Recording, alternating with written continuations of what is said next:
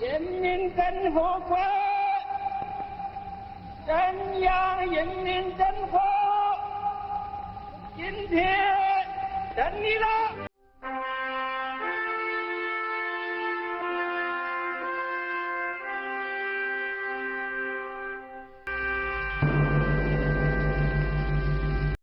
In the mid-19th century, the Opium War adversely altered the course of Chinese history.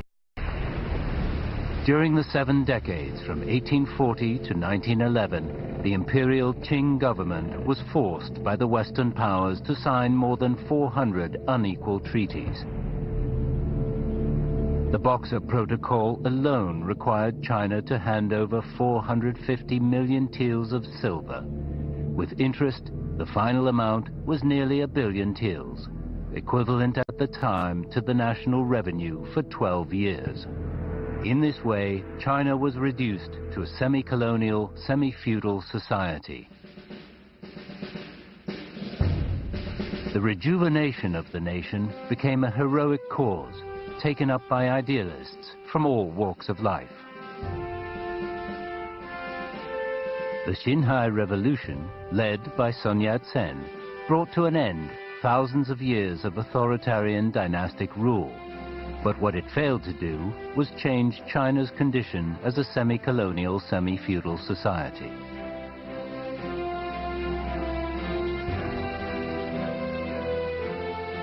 Following the October Revolution in Russia, Marxism-Leninism spread to China.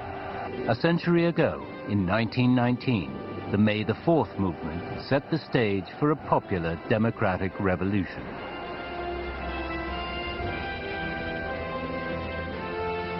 Two years later, in 1921, the Communist Party of China was founded.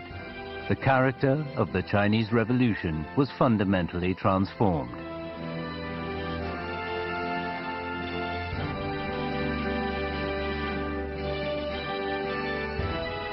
The Nanchang Uprising marked the start of armed resistance to Kuomintang rule. From its revolutionary base in the Jinggang Mountains, the CPC identified the path forward for the revolution.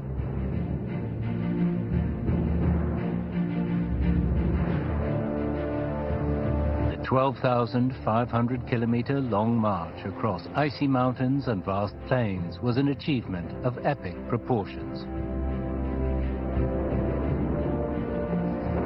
When the Japanese invaded, the entire population was mobilized to resist them. In guerrilla attacks and from bases behind enemy lines, people wreaked havoc on the aggressor forces. In liberating the country, the People's Army had only millet and rifles with which to defeat an enemy equipped with aeroplanes and heavy artillery.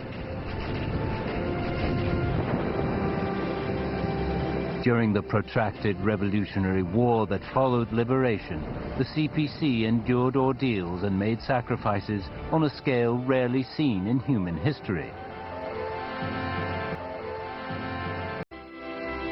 They reached Beiping on March the 25th. Later that day, at Xiyuan Airport, Mao met more than 1,000 representatives and democratic figures from the city and conducted a troop inspection.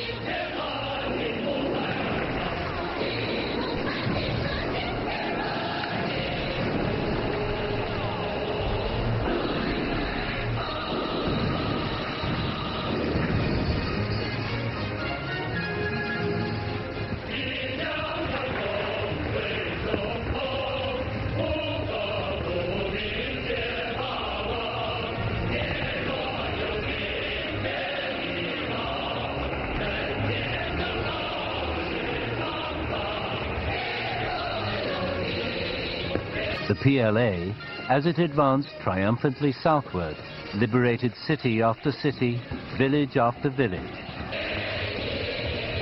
Before long, red flags were flying over the presidential palace in Nanjing.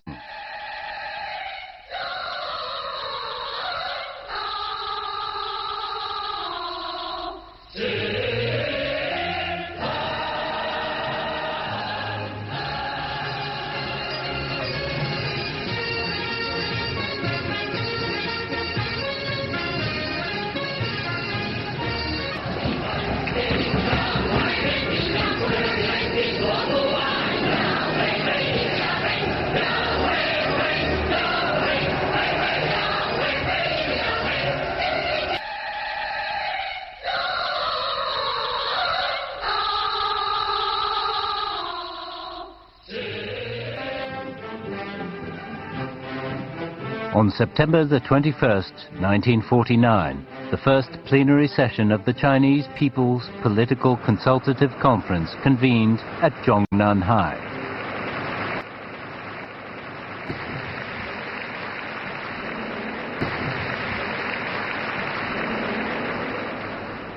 各位代表先生们，我们有一个根本的感受，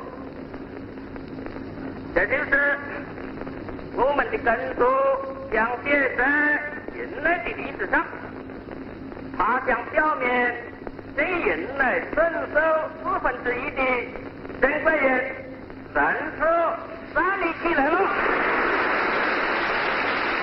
The conference adopted 3 documents. One was the common program of the CPPCC, which would serve as a temporary national constitution. The other 2 were the organic law of the CPPCC and the organic law of the Central People's Government of the PRC. Beiping, renamed Beijing, would be the national capital. China would adopt the common era in its calendar, and the 5-star red flag would be the national flag.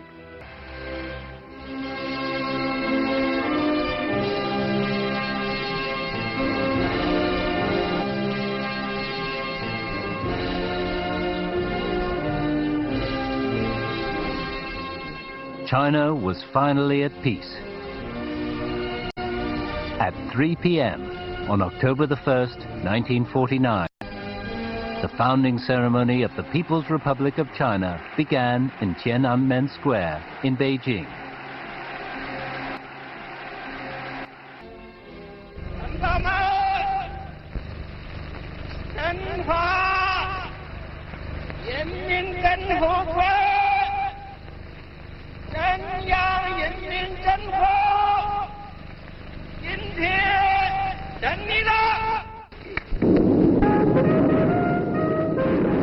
Mao pressed a button and the 5-star red flag slowly began to rise.